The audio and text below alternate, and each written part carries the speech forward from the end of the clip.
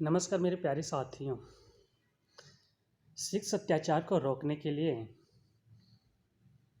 देश में राष्ट्रीय कानून, मानवाधिकार कानून और विश्व के किसी भी देशों में कानून की व्यापक व्यवस्था है। उसके बावजूद भी सेक्स अत्याचार रुक नहीं रहा है, जो पूरे विश्व के सामने एक गंभीर चिंता का विषय है। आधुनिक युग में नारी विकास बहुत तेजी से हो रहा है। पुरुषों के बराबर शिक्षा के क्षेत्र में, नौकरी के क्षेत्र में, खेल के क्षेत्र में, सरकार के क्षेत्र में, व्यवसाय के क्षेत्र में, हर क्षेत्र में नारी का विकास बहुत तेजी से हो रहा है। आज का युग पुरुषों के बराबर नारी के विकास का अवसर है। जिस विकास को जो है कि नारी बहुत तेजी से आगे बढ़ा रही हैं, ये गर्व की बात है। लेकिन इसके साथ साथ अवसर के विकास के चकाचौंध में नारियों के विकास में एक ऐसे विकास भी हो रहा है जैसे पुरुषों के जैसे पहनावा, पुरुषों के जैसे रहन सहन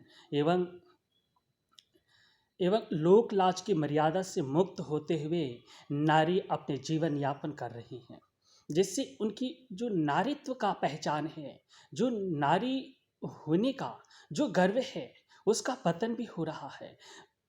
नारी अपनी अपने नारित्व के पोशाक में और नारित्व की पहचान में रहे तो ही उनकी मर्यादा का विकास है। अगर पुरुषों के बराबर पहनावा रहन सहन अपना रही हैं तो इससे उनके जीवन की मर्यादा का पतन हो रहा है। मैं ये कहते हुए बहुत गर्व अनुभव करता हूँ कि विकास के हर क्षेत्र में महिलाएं पुरुषों से पीछे ना रहें, पुरुषों से आगे विकास करें ताकि शक्तिशाली बने रहें, ताकि समाज संपूर्ण रूप से समृद्ध बना रहे। लेकिन जो नारीत्व का पहचान है उस पहचान को न छोड़ें, क्योंकि प्रकृति ने इस सृष्टि में मानव निर्माण के समय से ही नारी को जो काम वासना के आकर्षण का एक रूप दिया है, वो हमेशा से निरंतर समाज में रहता है और निरंतर रहेगा। जिस कारण स्त्रियों को अगर नारीत्व की पहचान छोड़ते हैं, उससे पुरुषों का मानसिक भावना जो है कि दुष्प्रवृत्ति की तरफ बढ़ रहा है, जिसको रोकना है। तो नारी अपने जीवन में विकास के मामले में शक्तिशाली रहते हुए लेकिन नारित्व के पोशाक में, नारित्व के रहन सहन में ही रहें, ताकि उनके मन में पुरुषों को अपने पुत्र, पिता और भाई के रूप में भावना बनी रहे। स्वयं की भी भावना रखते हुए वो पुरुषों को व्यवहार करें, ताकि पुरुषों अपनी तन और मन की पवित्रता बनाते हुए पुरुषों के तन और मन की पवित्रता को भी उजागर बनाए रखें। पुरुषों को भी चाहिए कि महिलाओं को अपनी बहन, अपनी माता, अपनी पुत्री के रूप में देखें, ताकि उनके तन और मन की पवित्रता बनी रहे। आचार्य चाणक्य ने कहा है कि पत्नी के अलावा अगर पुरुष किसी पराई स्त्री से सेक्सुअल संबंध का व्यवहार रखता है तो उसकी शक्ति, मर्यादा, चरित्र और धन सर्वस्व नाश हो जाता है, जिससे पुरुषों की शक्ति कमजोर हो जाती है, पुरुष शक्तिहीन हो जाता है। आज वर्तमान में हमें चाणक्य की नीति के अपनाने की जरूरत है। 1893 में अमेरिका के शिकागो धर्म सम्मेलन में स्वामी विवेकानंद जब भारत की तरफ से संबोधन कर रहे थे तो उन्होंने अपने भाषण में जब ये कहा, समस्त विश्व के भाइयों और बहनों, तो इस विचारधारा का स्वागत उनको उस धर्म सम्मेलन के अन्य विचारकों से ज़्यादा इन्हें मर्यादा मिला, ताकि इनकी दृष्टिकोण जो पूरी दुनिया को दिया। भाई और बहनों के संबोधन एक पवित्र संबोधन है कि हम पूरी दुनिया को अपने माता, बहन और पुत्री के रूप में देखें।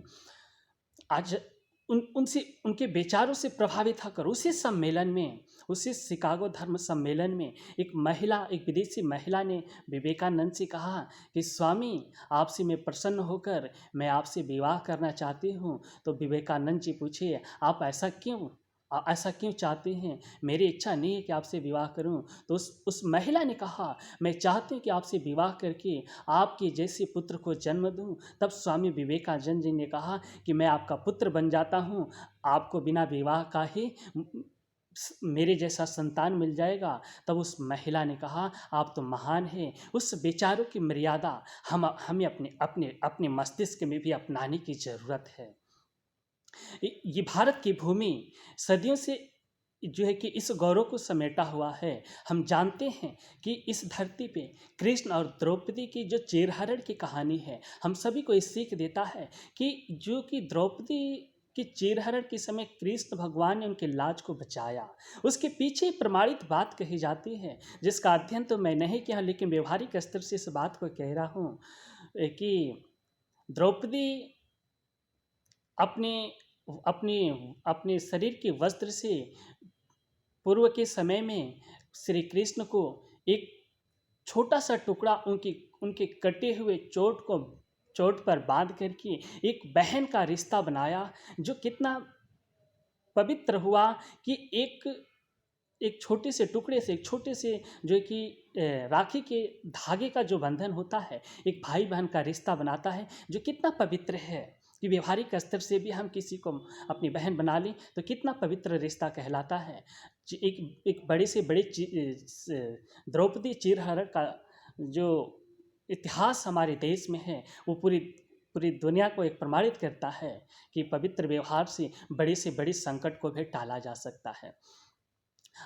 आज वर्तमान में जब अगर हम अपनी भावना को सही रखते हैं तो हमारे सामने चाहे कितनी भी दुष्प्रवृत्ति की महिला या कितनी भी सुंदर महिला अगर हमें प्रभावित करती है तो हमें उसे कोई परिवर्तित नहीं कर पाएगा। जिसके प्रमाणित स्तर से मैं कह रहा हूँ, किसी मेडिकल में चाहे किसी अस्पताल में हम देखते हैं कि हम डॉक्टर के रूप में महिला और पुरुष जब मरीज को उपचार करते हैं तो बहुत बार ऐसा जो है कि उनके सामने ये संयोग आता है, ये प्रमाणित पोजीशन उनके सामने आता है कि निर्वस्त्र होकर के भी वो जो है कि मरीजों की देखभाल करनी पड़ती है। तो क्या हम उस व्यवहारिक स्तर से भी अपने मन को दुर्व्यवहार में लाते हैं? नहीं लाते हैं।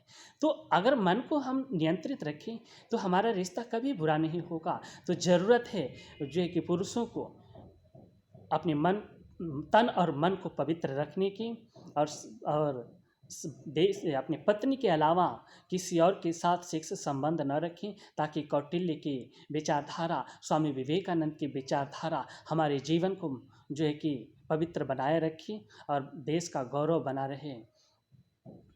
और सभी महिलाओं को मैं ये आग्रह करता हूँ कि आप भी पुरुषों को भाई, पिता और पुत्र के रूप में ही देखें, ताकि संसार में जो पवित्र रिश्ता कहलाता है, जो सेक्स अत्याचार से रोकने का एक पवित्र रिश्ता जो समाज में आएगा, कि हम पुरुष और महिला दोनों एक दूसरे को पिता, पुत्र और भाई के रूप में व्यवहार करें, ताकि समाज की मर्यादा बने रहे और सेक्सुअल अत्याचार पे नियंत्रण हो।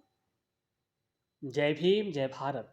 मेरे प्यारे साथियों, मेरे विचार आप लोगों को अच्छे लगे तो लाइक, शेयर और अधिक से अधिक सब्सक्राइब करें। धन्यवाद।